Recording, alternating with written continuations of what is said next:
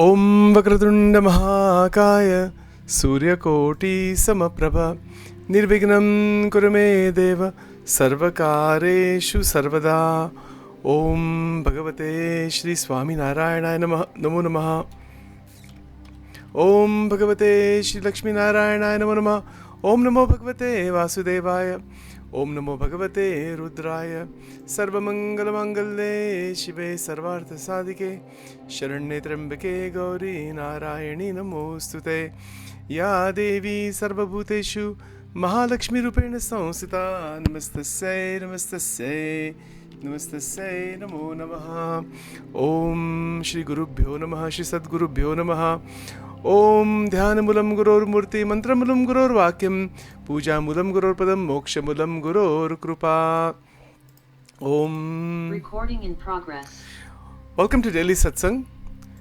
We are continuing our contemplation on the Atma. What is meant by the Atma? What is the Atma? How to realize the Atma? All such questions are being posed. And along those lines, we are examining step by step various ideas from different scriptures. So today I'm going to continue in a further exposition on the question of Vairagya, and as I was mentioning yesterday about what exactly happens in the higher realms of consciousness that Shankaracharya ji is talking about with regards to Vairagya. If you remember the verse that we were looking at this particular verse from Vivek Chudamani, where he is mentioning that the Vairagya is defining Vairagya as Vairagyam jihasa ya darshana shravanadi bhihi dehadi paryante, from this body all the way up to the creator Brahmaji, and then beyond that we will talk about that right now. So the fact of the matter is that there are lokas, there are different types of life beyond this type of life. That is in the different planes of existence. Svargalok, Maharlok, Janlok, Taplok. So many lokas are like that, up to Brahmalok. Brahmalok meaning the place where Brahmaji exists. That is called Satyalok. It is called Satyalok. So I'm going to go through now here. This is in Gujarati, but I will translate it into English.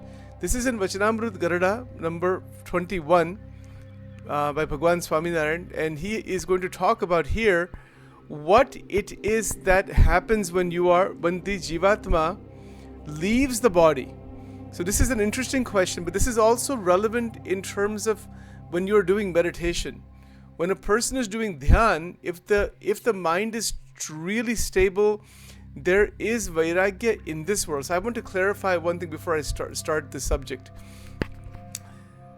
For the higher realms to open up, complete 100% Vairagya is needed for this world. Think about this point. Even if there is 5 minutes of time where there is Vairagya of this world and you're sitting for dhyan in that 5 minutes, the higher things will open up right away. But the reason it doesn't open up right away is because our mental activity is so cluttered by the names and forms of this world, Nam, Rup, Akar, that Shankaracharya ji is talking about. It is cluttered by that. It is rolling around in those Nam and Rup, in the forms of the world.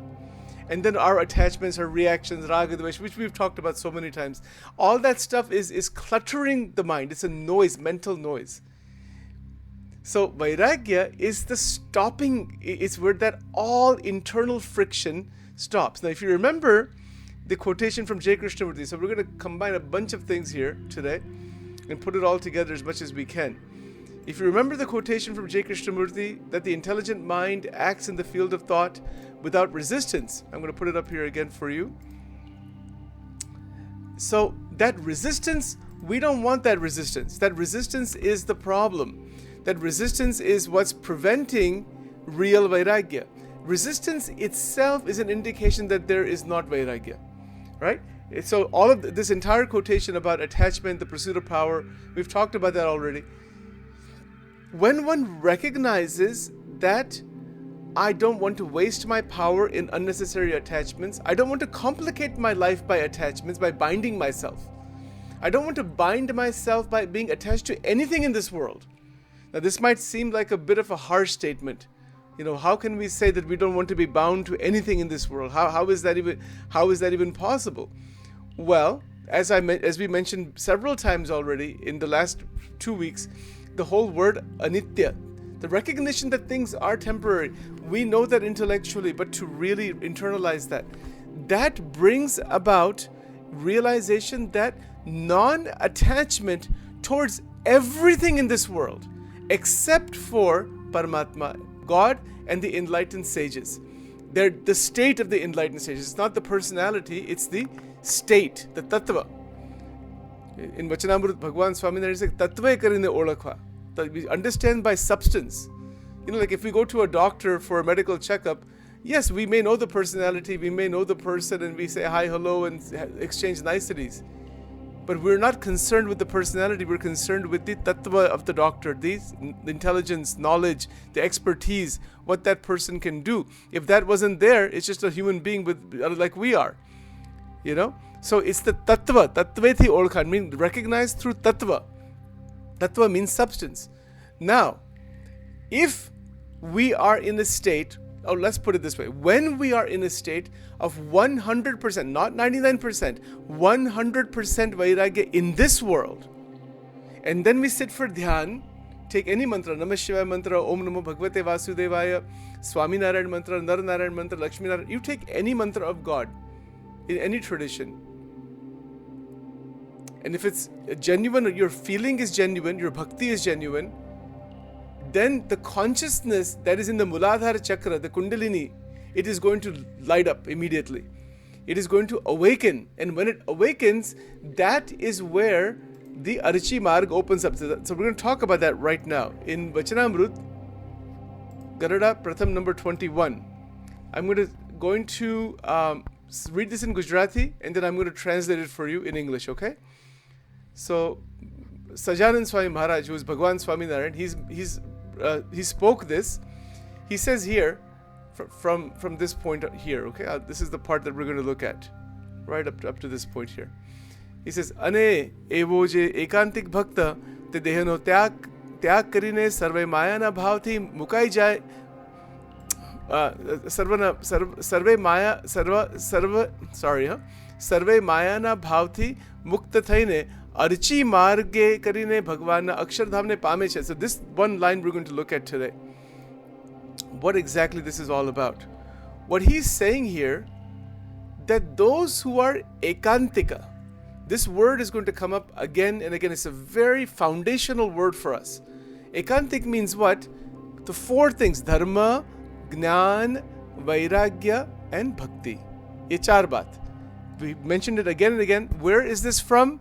It is from a scripture called Vasudev Mahatmya, which most people have never heard of, but it is written there and it is expounded there.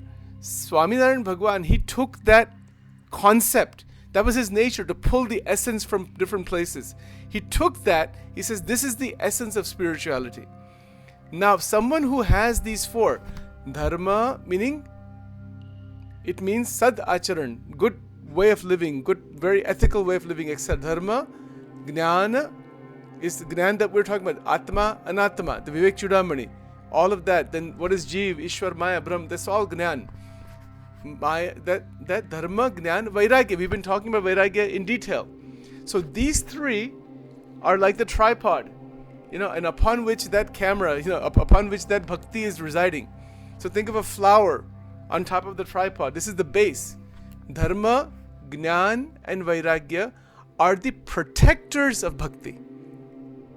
The very, very relevant and most important point, before I go into this line, which for myself I'm speaking more than anybody else, that this should be so clear. Otherwise, bhakti is damaged because we don't have vairagya. We don't have proper jnana, and we also don't have the good type of dharma. Dharma meaning that what to do, what not to do, what ought to be done. Dharma also means nishkam karma yoga. Actually, dharma best way of thinking about that is dharma gneo sadachara, the sad acharan, meaning the right types of action, but along with that nishkam karma yoga. That is the activity portion. So dharma, jnana and vairagya, they are the protectors of bhakti. Now what does that mean? Why bhakti? Why is bhakti so important, relevant? Because we are emotional beings. We may be intellectual to some extent or another. We have some intellect, some are higher, some are lower, some have more power, some have less power. But every human being has emotion, has strong emotion. I'll put it to you this way even. People may vary in their cognitive ability, but not so much in their emotional ability, if you notice that. Even the most knowledgeable person can become super angry, and even the total illiterate person can become super angry. Is it true or not? The most illiterate, jisko angutha chap kehte hain, you put the thumb, he cannot even sign the signature, can be enlightened in the sense that can be awakened in pure love, and the highest of the acharyas can be awakened in pure love. That's why that is the power of emotion. So emotion is the doorway into the Atma. Now somebody might disagree with that. Somebody might say, well, wait a minute, hold on. What about Gnan Yoga? What about Karma Yoga? Sure. But even if you are a Gyan Yogi, you're a Karma Yogi, you're a Hat Yogi, you're a Ashtang Yogi or Sankhya Yogi or anything, what are you going to do with your emotions? Are you going to just throw them away? You cannot throw away your emotions. Doesn't matter who you are. Makes no difference who you are. Emotion is the foundation for liberation. And that emotion is transmuted into divya, into divine emotion. And the height of that divine emotion is what Bhagwan Swaminarayan is mentioning here. He's using the word ekantik bhakta right here. This is in Gujarati, yeah? Ekantik bhakta. Very powerful. Ekantik bhakti is like rock, is the intense energy in bhakti. That is the only thing that can reach God. Somebody will say, what about Gyan? Doesn't Gyan reach God? It does. But it has to have the pure, in those who are Gyan Margi, for them they have to have the bhakti as a support for Gyana. And then in that Gyan, what is that Gyan? That Aham, who I am the Atma and the Brahman are one. तो उसमें कोई भक्ति की बात नहीं रहती, उसमें भक्ति is gone then at that point. So the opinion of Bhagwan Swaminarayan and many bhakti acharyas are that bhakti should not be damaged. किसी भी स्थिति में भक्ति का gown, in Gujarati we say gaun panu, bhakti nu gaun panu na thau je, meaning that it should not become secondary. But again, there are controversies about this. You know, if you look at the life of Ramakrishna Paramahansa, in the life of Ramakrishna Paramahansa, he was a great bhakta. He had sakshatkar of Kalika Devi in all three states, Jagra, Sapna, Shushupti. Then that Advaitic sannyasi called Totapuri came to him and then initiated him into that reality beyond the form, beyond what he was seeing, the Kalika, the Saguna Brahma, as it is called. But anyway, and then he was in Nirvikalpa Samadhi for 12 days, and what that is the Akshar, that is the Nirakar Akshara Brahma. So that is more esoteric metaphysics. I'm going to cover that in this series as we move ahead. But all I'm trying to say right now here, for us, this discussion about which is greater, Gnan or Bhakti, that discussion is not at our level. You know, that is not a discussion even. वो सब एक ही है. It is only one thing. It's not that Bhakti is greater than Gnan or Gnan is greater than Bhakti. It's the one thing only. But it shows the importance of the fact that our ego should not be present. That's where we should be concerned about. Our vasanas, our egos, our agnan, our repetitive harmful patterns and wastage of energy and all that stuff, that's the stuff we have to worry about. Not the debates of the great acharyas.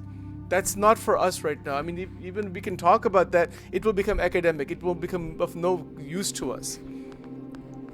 You know, so Bhagwan Swaminarayan, he took all of that that academic knowledge and philosophical musing and tattva gnan and everything, he put it in very practical way for anybody, if it's an illiterate person or the highest of the pandits, and he pulled it all together. And he said, he used this word ekantika bhakta. He says, do this. In fact, his entire life, 49 years, was spent on this point only, ekantik dharma pravartak. Ekantik dharma pravartan. It means that one who is expounding and is infusing and is propagating the ekantika dharma. Ekantika dharma means dharma, gnan, vairagya, and with that foundation, Bhagwan ki mahatma yukta bhakti. So now, now I just want to say a couple more things about this. Dharma, gnan, vairagya, they combine together with bhakti. वो सब मिल जाते हैं. You know, like if we are making a beautiful cooking dish, we put salt, we put spices, we put the potatoes, we put beans, we put, at some point, but then we put some tomatoes and some tomatoes. At some point, it all gets mixed together. It all gets gelled together. It all gets connected together. Isn't it so? When it all gets connected together, we make a nice, tasty, I don't know, it doesn't matter what the dish is. It could be like some khichdi dish or some bean dish or some vegetables or curry, whatever it is. When you put all the ingredients together, what do you get? And then you put it in your mouth with the right temperature. With the right temperature, you put it in your mouth, you say, oh, this is very nice. Why? If the temperature is not right, it won't work. So that's the analogy. We can have dharma gnan, vairagya, bhakti, like all the ingredients are there. We pull them together. You need to heat it up. That is Shakti. Without our internal power, dharma, gnan, vairagya, bhakti will not capture any force. They will just be there as in some ingredients will be there. It's like in your house you have a temple, Bhagwan ki sab murtiyan hai, shastra hai, sab kuch hai. You have everything available. You know, every mala hai, puja hai, everything is there. For dharma, gnan, vairagya, bhakti, we have good place to stay. Bhagwan has given everything. They say, oh, you know what, I'm just going to go out of the house. I'm going to waste my time, do other things. Even though everything is available, we have not put it together in our life. For that, we need energy. And we have to apply our energy to put it together. If we don't apply our internal power to pull together dharma, gnan, vairagya, bhakti, it will never get pulled together. The only way it gets pulled together is when we decide to pull it together using the power we have, and that energy that is inside of us, that is the goddess actually, that is the Durga Devi, that is the Mahalakshmi, Mahasaraswati, Mahakali, that is that power of Prakriti that is inside of us. Now it is going to go towards Dharma, Gnan, Vairagya, Bhakti. It has been going towards Vasanas, and it has been going towards Raga and Dvesha and Agnan and Klesh and all the terrible things that it has been going towards. Because of our ignorance. It's not the fault of the goddess. It's our fault. We have been given this raw power, and we have been abusing it essentially. But when we decide, no, I don't want to abuse any of the gifts and the powers that have been given within the body, then that is where the Guru Tattva. So Bhagwan Swaminarayan, he mentioned that those saints who are ekantik sant, that they have realized, if you are in contact with those who are actually in the reality of Dharma, Gnan, Vairagya, Bhakti, then he says recognize them and love for the saints, meaning what? Love for that state. Abhi, koi bhi sant hota hai, in the whole Hindu tradition, anywhere, in any tradition, any spiritual person, we see their quality. And we respect them because of that reason. There's always good qualities. But those who are ekantik saints, if we connect with their state directly, we can jump into that state. It's like this: if you're sitting in a PhD level, postdoctoral level class in, let's say, chemistry, and the teacher is a Nobel Prize, multiple Nobel Prizes are there, topmost, and you are his student or her student. You're sitting in that classroom, and they have multiple textbooks, research projects. The person who is going to get the maximum benefit from that Nobel Prize person who is teaching the classes is to believe that I am like that and I'm going to be like that. I'm going to absorb everything that person has. Then the Shishya reaches the state of the Guru. That is what the Upanishad is all about. Upanishad is actually the whole process of those who are not so developed to develop further towards those who are further developed. Upanishad means what? Upa means near. Nishad means sit. Sit near those who are enlightened so that you can also become enlightened. The gurus of the ancient times and in real gurus today, they're not interested in anybody worshipping them and all that kind of stuff. They are interested in the individuals who are on the spiritual path to get to where they are. Sometimes in the sansar there's so many different people who call themselves gurus. Maybe they have good things to offer. We don't criticize anybody. Real guru never even knows he's a guru. Even the thought that I'm somebody's guru, if that thought comes, you're not a guru. Real guru जो होते हैं ना, real सदगुरु सतपुरुष, उनके मन में विचार भी नहीं आता कि मैं किसी का गुरु है. In fact, they consider everybody as guru. विचार भी नहीं आता. And if that thought comes, I'm somebody's guru, you're finished. Then you're not guru at all. It is this ऐसे सब खेल है माया का, you know. So real gurus are living dharma gnan vairagya bhakti.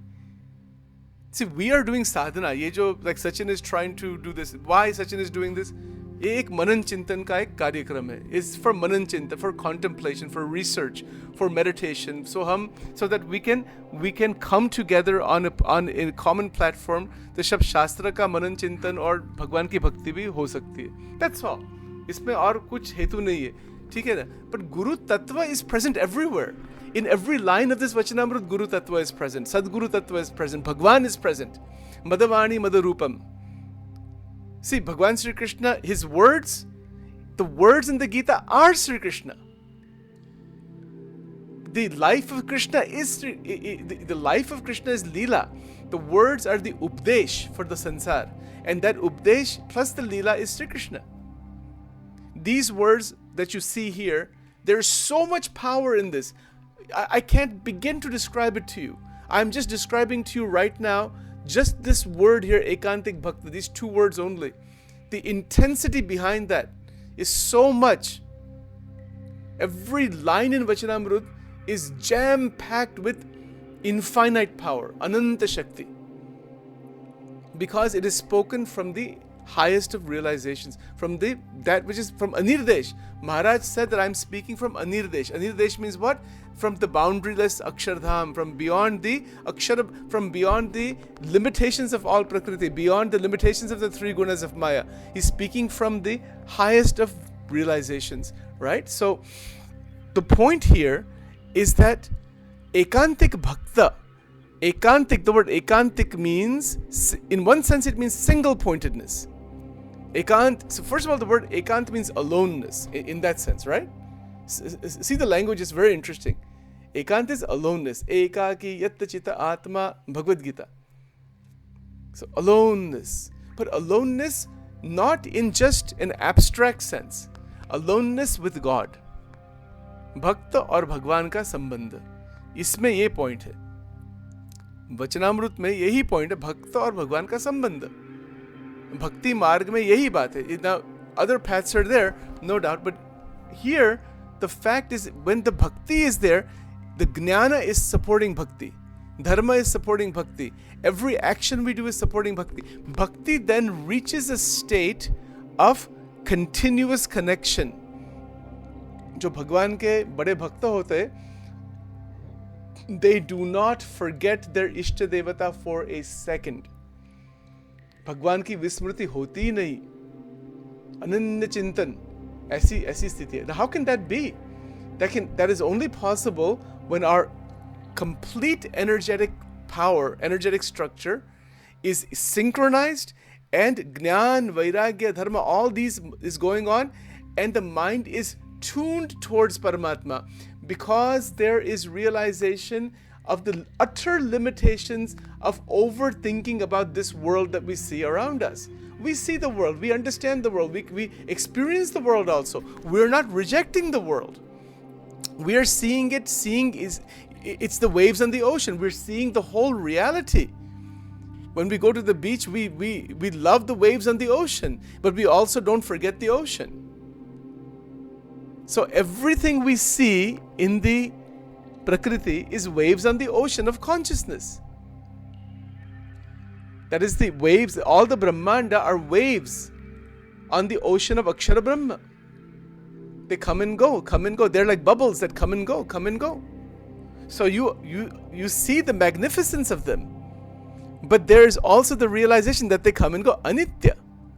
And because of that, the internal stability is so much of energy and power that the Vairagya is there 100% in this world. The mind is not pulled by anybody, under any situation, under any circumstance, for any reason, by any object, by any place, by anything, for even one's own internal past. Nothing disturbs the individual at all. Achalam, the state is called Achalam, unmoving state, tremendous state. That is Vairagya. And that is a foundation for bhakti. So is sthiti mein jo Bhagwan ki bhakti karte hai, that is a big thing. This is a bahut badi baat hai. And it is going to, what will happen then? So while we are living in this body, when we sit for dhyan and meditation and manan chintan, there are states, times when the mind is going to take a leap up. And that's when the Svarga Lok opens up. The Mahar Lok opens up. Different lokas open. You begin to see the different lokas. If anybody gets a glimpse of that, this entire world will seem like nothing compared to that. Itna saundarya hai usme. It is millions of times more beautiful sensory-wise than this. So our internal system begins to get unclogged from this world. Then the higher realms open up. Shankaracharya is talking about that. But still we have not reached the Atma. Think about this point. Even if all those worlds open up, and they will open up all the way up to Brahmaji, Satyalok, still the Atma is not realized. Because you are still in the realm of the Brahmanda, and the Atma is still experiencing all of this. So, the Atma is that divine light. Now, it is also possible that these things may not be experienced, all those lokas and all, and one may simply just dive into the Atma. The mind and the Atma become one. वो भी एक part है. Bhagwan Swaminarayan, he mentioned in the Vachanamrita Garada Madhya 23 that the mind is a ray of the Atma. Jivni kai kiran che. What that means is that what that means is that our mind through Brahmachintan, without samadhi, I mean, you may be doing dhyan and all, but aisa bhi ek marg hai, like what J. Krishnamurti was talking about, the via negativa approach, just awareness. You know, it's not a path of concentration. And let me just talk about that a little bit here. And then we'll have to get to this line tomorrow probably, because we won't have time today. Let's just see if I can explain this a little bit. There are several ways of trying to realize the Atma. The Atma can be realized through a progressive approach by concentrating your mind on God, by dhyan, Bhagwan ka dhyan. But this is one approach to take. Approach taken in Vedanta is Brahmachintan, Shravan, Manan, Nididha, Sakshatkar.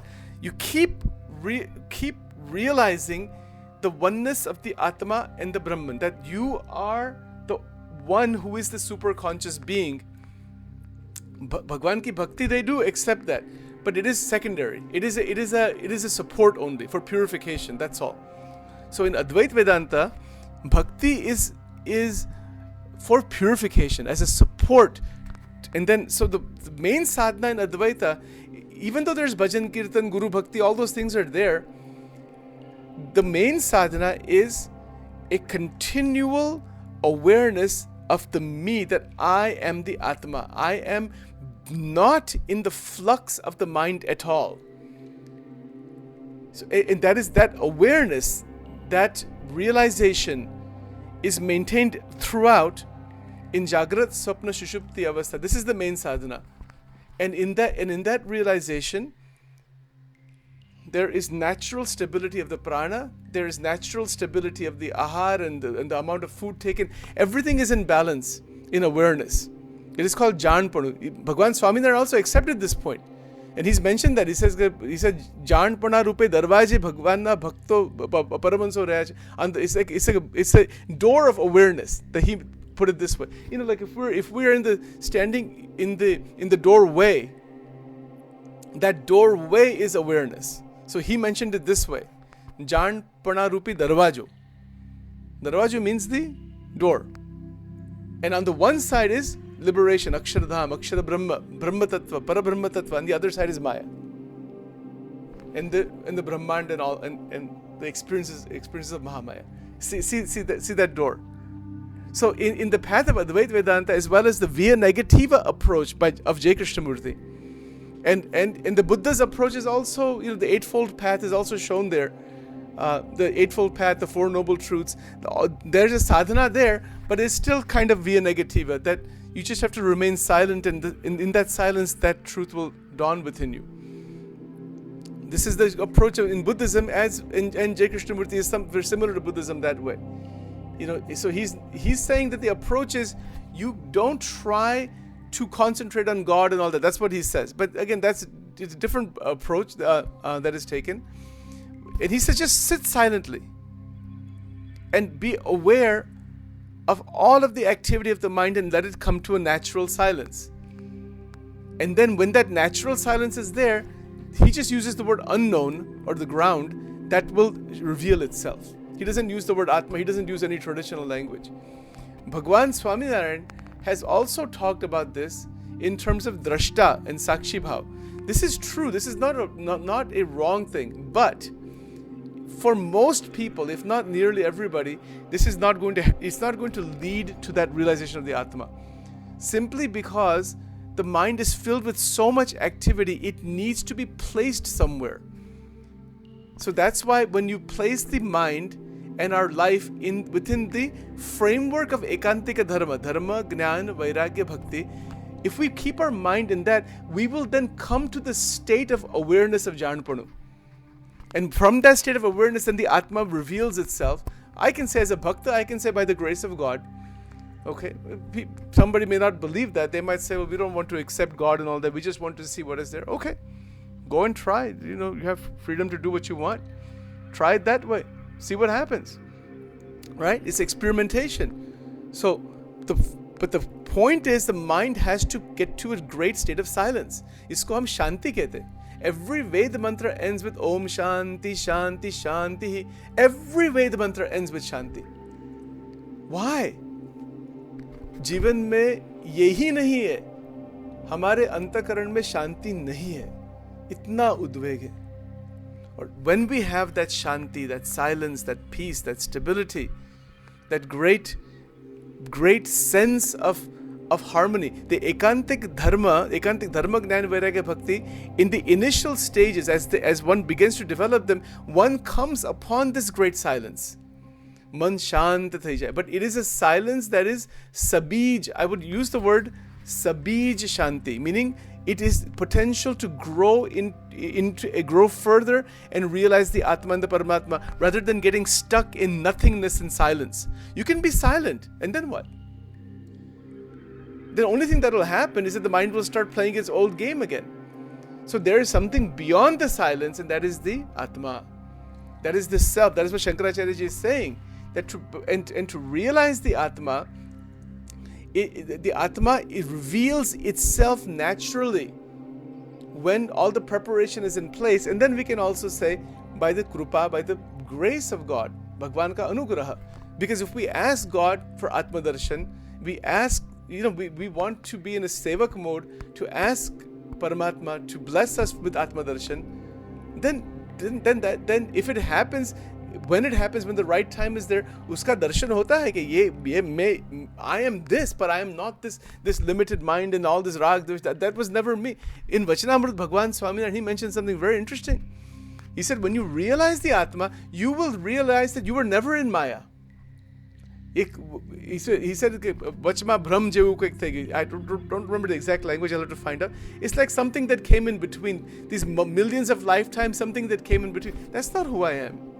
I am this Chaitanya, divine Atma, Satchidananda Brahma. And when that is realized, actually, my God, ये तो अद्भुत बात है.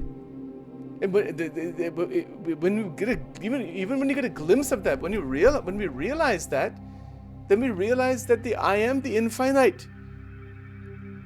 That is what Advaita Vedanta is saying. The Bhakti Acharyas and Bhagwan Swaminarayan and those in the Bhakti, they say yes, that is there. But Paramatma is even beyond that, all that formless light. So, ek alag baat hai. That is something we will get to. I'm going to get to that. It's a very difficult subject to talk about, but it's also very necessary because इसमें क्या होता है, इसमें वो जो higher level metaphysics है, it's like you know, if in one room Shankaracharya ji, Ramanujacharya ji, Sajanand Swami, Buddha, Jesus, Mahavir, ये सब, these are all my roommates, let's say, you know, they're sitting at my coffee table. Okay, we invite them for coffee. We're inviting Jesus, invite Muhammad, invite Shankaracharya, Ramanujacharya, Madhvacharya, Nimbarkacharya, Bhagwan Swaminarayan. Okay, let's have tea together. What do you think they're going to talk about? It's like that.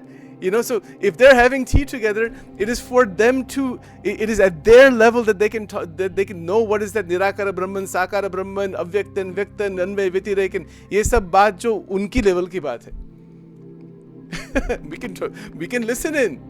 But हमारी ऐसी स्थिति नहीं है. We may understand these ideas and concepts, but we can understand it in our way. And so if we were sitting with them, they would explain to those ideas at our level, in our way. All right. So anyway, that's enough for today. ये तो बात ऐसी है ना, इसका कोई अंत नहीं है. There's no end to this. यही भगवान की कृपा है. जैसे कि मुक्त स्थिति में ये ऐसी बातों निरंतर होती है with all the great liberated souls. वो यही they're constantly getting the rasa. भगवान का रस पीते हैं इसमें. ऐसी सब बात है. वो भी एक अलग सब्जेक्ट है. मुक्त स्थिति में क्या होता है, you know, वो मुक्त कैसे होते हैं, वो क्या करते हैं, वो भी सब description. We will cover that maybe next year sometime. I don't know when. Okay, let's stop.